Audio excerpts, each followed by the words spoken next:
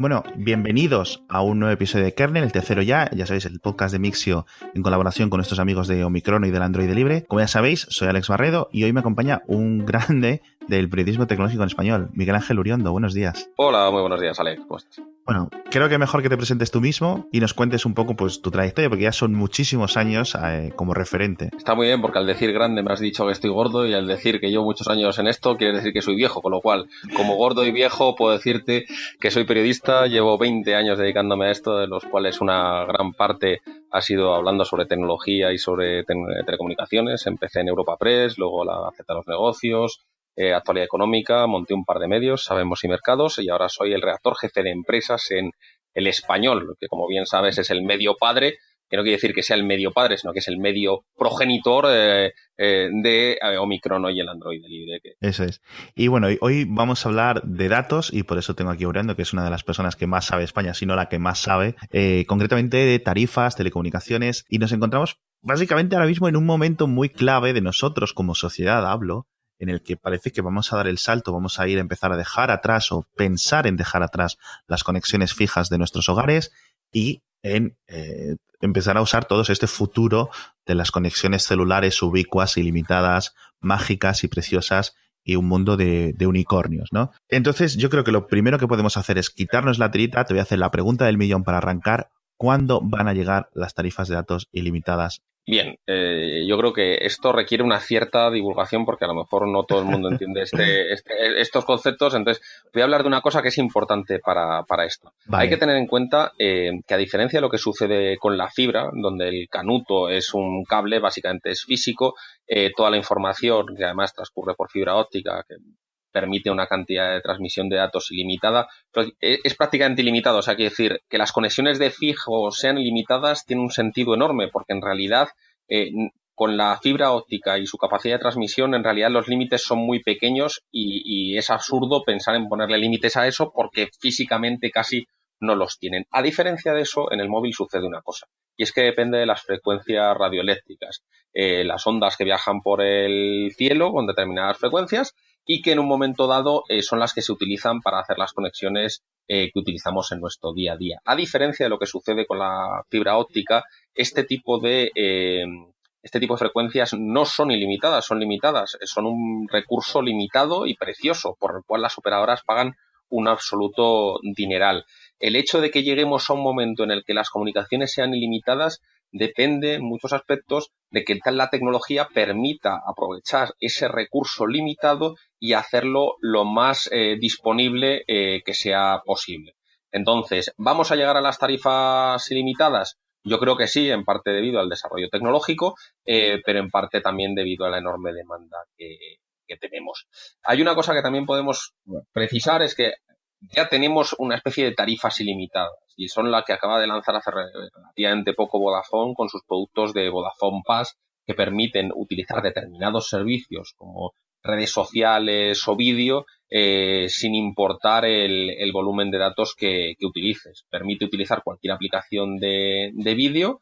Por ejemplo, tú pagas X euros al mes, no recuerdo cuántos son, 8, 9, 10, y puedes utilizar todo el vídeo de todas las aplicaciones que tú desees, de YouTube, de Netflix, de cualquiera. Entonces, en vez de pagar por una franquicia de datos, pagas por un tipo de servicio. Es algo que ha empezado a hacer Vodafone, no sé si el resto lo replicarán, pero ya es una forma de ser ilimitados. Si la pregunta más concretamente es cuándo vamos a llegar a tener lo que tienen algunos mercados ya como el británico o los países nórdicos, en los cuales desaparece el concepto de franquicia de 10, 20, 30 gigas, sino determina directamente es todo lo que usted pueda comer, como lo dicen ellos, all you can eat. La respuesta es probablemente sea el próximo año empecemos a ver, yo creo en 2018 será el año en que empecemos a ver alguna tarifa ilimitada. Y si no la vemos ilimitada, a lo mejor será de un volumen de gigas suficiente como para pensar que casi lo es, porque si estás hablando de que te dan 100 gigas para consumir, bueno, yo no sé cuánto consumo haces tú, pero yo con 100 gigas consideraría que mi tarifa en franquicia es prácticamente ilimitada. Sí, yo creo que no utilizo, yo creo que utilizaría en mi fibra de casa, a nivel, mi experiencia serían a lo mejor a bote pronto puedo pensar 200 gigas en mi casa. Y esto es muchas máquinas, muchas personas, mucho Netflix, mucho YouTube, mucho Amazon, mucho HBO, etcétera. Con mi móvil yo creo que rara vez es el mes que paso de 3 gigas. Sí es cierto que yo entiendo que hay mucha gente que gasta 18, 19, 20, 25 gigas, que se me quedan cortas estas tarifas de Yoigo de 25 gigas o de Pepefon o de tantas empresas, ¿no? Y bueno, cada uno no tenemos nuestra experiencia. Entonces, entramos en el mundo de los ilimitados y de los ilimitados con asterisco o con 2 asteriscos o con 3 asteriscos. Decías de las tarifas que puedan tener un límite alto, pero tan absurdamente alto que nos parezcan ilimitadas en el uso del día a día.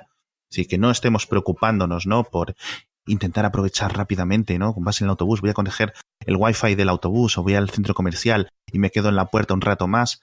Para chupar un poco más del wifi del centro comercial, pero sí que nos quite esa preocupación, yo creo, ¿no? Que yo creo que sería el gran salto a nivel percepción, ¿no crees? Pero aquí sí hay un caso, por ejemplo, creo que es en Estados Unidos y en Reino Unido, que estos, decías tú, el concepto del buffet, del todo lo que puedas comer, viene con asteriscos y viene con es todo lo que puedas comer, pero a partir de 30 gigas, 40 gigas, 100 gigas, etcétera, vamos a empezar a hacerte lo que dicen el throttling, ¿no? La limitación de la conexión. Yo creo que si llegan a España van a llegar con este tipo de asteriscos, ¿no? Bueno, cuenta con ello. O sea, y aquí siempre son lo que vienen a llamar los operadores las políticas de fair use, las políticas de uso justo, que es el decir, oye, pues a lo mejor es ilimitado, pero estás consumiendo un porcentaje, o sea, un 70% más que la media del que más consume. Entonces, en ese tipo de casos sí que vamos a ver límites. De todas formas, con lo que has dicho de cuándo podemos empezar a navegar con tranquilidad sin tener que estar pensando en que se va a gastar la tarifa de datos. No creo que haya muchos usuarios más intensivos que yo, estoy seguro que los habrá, pero no muchísimos. Y estoy hablando de consumo exclusivamente en el móvil, no de utilizar el móvil luego para conectar el ordenador. Estoy hablando del uso propiamente móvil de los datos, que es lo que yo básicamente hago. Yo consumo muchísimo, rara vez supero los 20 gigas, pero a dolor. O sea, otra cosa es si en un momento dado pues, estoy fuera de mi casa y estoy intentando utilizar durante un mes entero la conexión del móvil para alimentar a todos los dispositivos de la casa en la que esté. Eso es otra guerra muy diferente. Pero lo que es el uso móvil, claro, propiamente dicho, de vivir cómodo, de poder ver tu Netflix si vas en el metro, tal, vamos, me extraña que haya usuarios que con las tarifas que actualmente de 25 gigas no tengan suficiente para hacer un poco, digamos, esa vida de tranquilidad de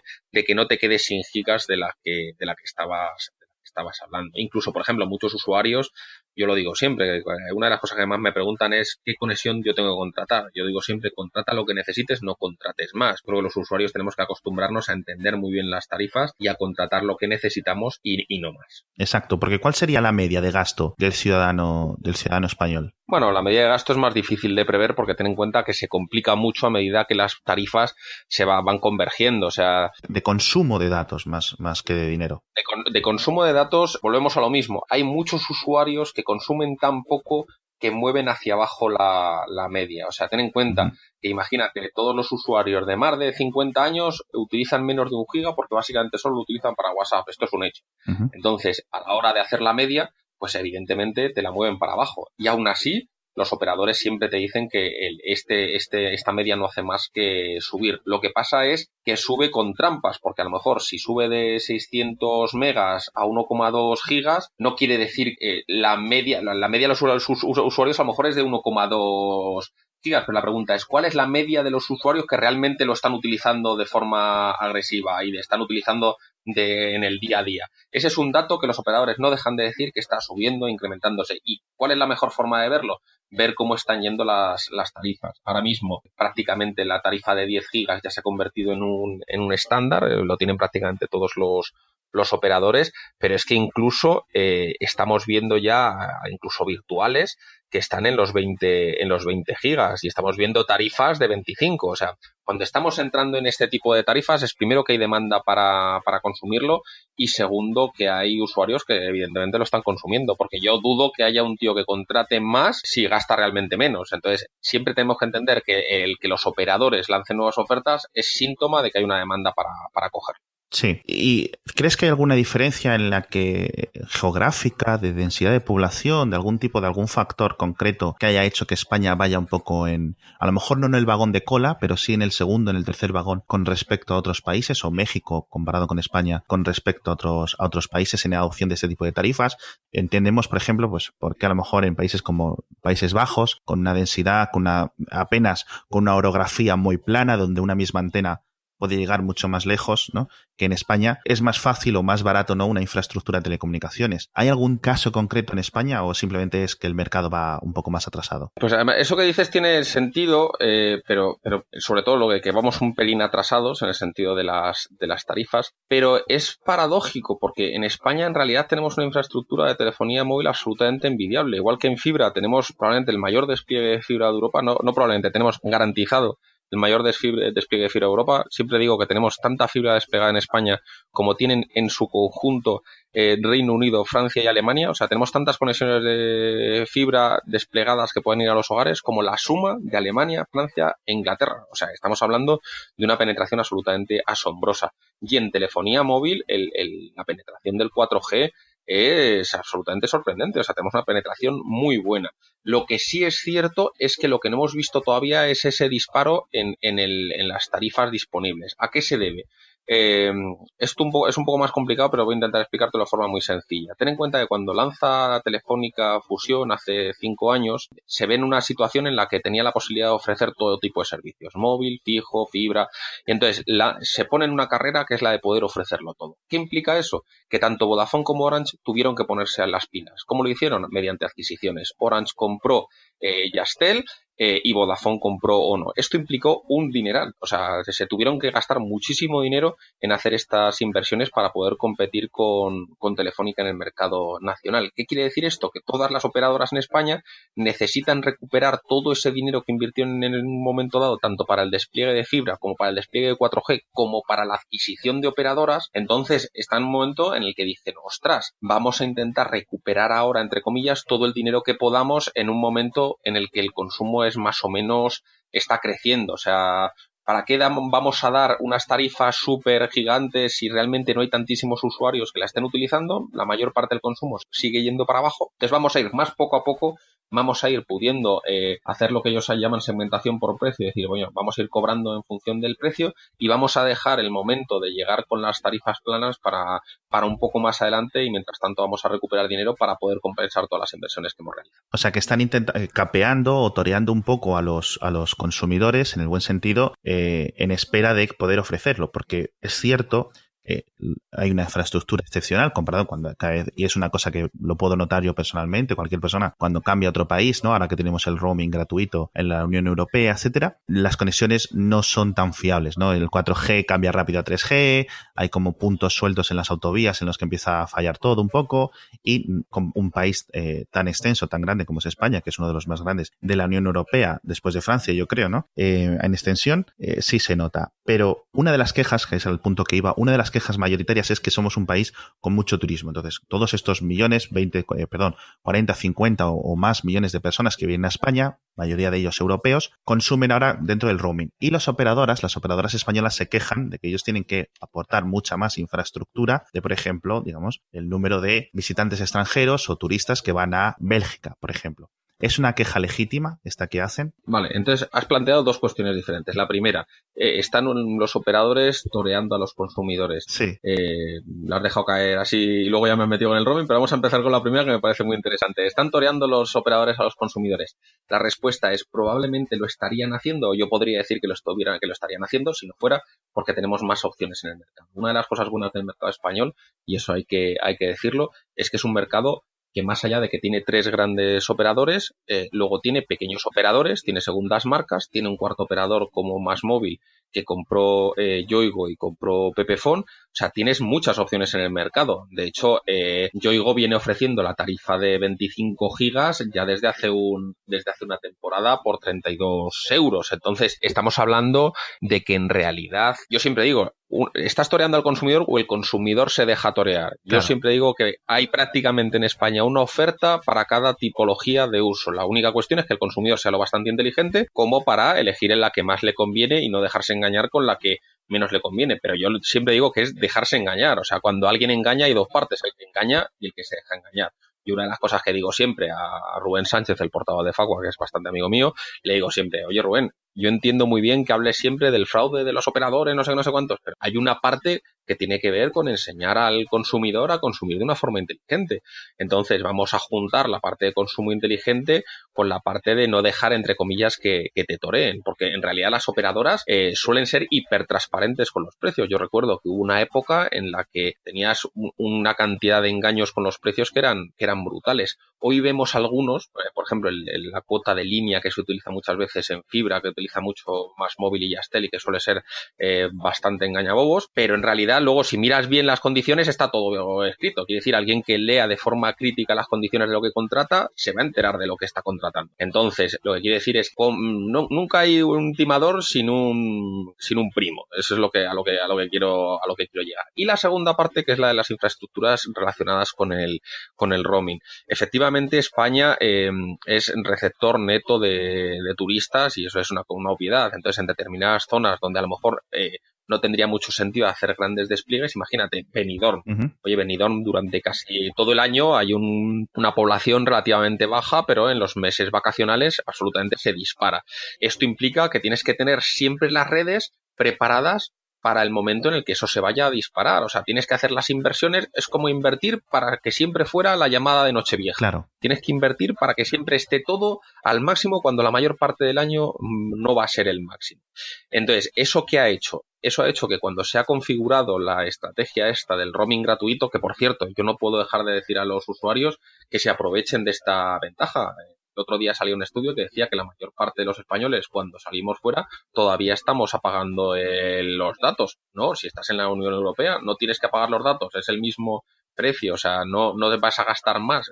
Esto que era una condena hace relativamente poco, la Unión Europea a la que pertenecemos y que de vez en cuando tiene grandes ventajas como esta, nos lo ha resuelto. Entonces, cuando se configuró el sistema este del roaming gratuito, se configuró también un sistema por el cual los operadores siguen pagando de forma mayorista a aquel que les presta el servicio. Por ejemplo, un usuario de BT cuyo cliente llega a España y gasta 3 gigas, le paga por esos 3 gigas al operador receptor, en este caso probablemente sea Movistar. Y además los paga a un precio bastante elevado, con lo cual imagínate que el usuario de BT le está pagando, ahora mismo la regulación fija 7,7 euros, con lo cual le está pagando como 24 euros a Movistar solamente por el consumo de esos 3 gigas. Si además ese cliente de BT tiene un consumo, tiene una tarifa ilimitada, pues imagínate cómo va a ir esto a engordar a las cuentas de Movistar. ¿En qué ha quedado esto? Que al final existe una fórmula matemática por la cual no es roaming realmente ilimitado, pero al final el usuario que viene de fuera a España va a tener que soltarle muchísimo dinero a Movistar durante unos años. Quien dice Movistar dice Vodafone, Orange, depende con quien tengan el acuerdo. Lo que quiero decir es, efectivamente, tienen que realizar inversiones mucho más grandes, pero la regulación ha facilitado que se las vayan a repercutir durante unos años en una cadena que llaman glide path, en un sendero de precios mayoristas que va a ir reduciéndose. Al final el objetivo es que acaben no pagando más unos operadores europeos a otros por estar en su país. Eso nos beneficia como país durante los próximos años. Perfecto. Yo creo que eso ahora mismo me ha quedado mucho más claro porque es cierto que es una situación complicada con muchos factores. Y volviendo atrás a un tema que me has comentado antes del tema de Vodafone Pass, que yo creo que es el elemento, al menos en España, más claro de estas tarifas compartimentalizadas, ¿no? Tú pagas una base y luego si quieres tarifas para aplicaciones de mensajería otro extra, vídeo otro extra, redes sociales a lo mejor otro extra, etcétera, ¿no? Tienen como diferentes paquetes. Ha habido muchas quejas al respecto de esto porque lo consideran muchos usuarios o muchos expertos una violación de la neutralidad de la red en su sentido más amplio, ¿no? En su sentido un poco más, vamos a decir, en su espíritu. Tú lo has dicho claramente, es en su espíritu. En su espíritu, si nos ponemos elevados desde un punto de vista filosófico, si entendemos lo que es la neutralidad de la red desde un punto de vista claro y lo que es el concepto claro de neutralidad de la red, es un claro atentado contra la neutralidad de la red. Eso es así, no hay discusión, porque está tratando un tipo de tráfico de forma diferente a otro tipo de tráfico. Pero esto tiene muchas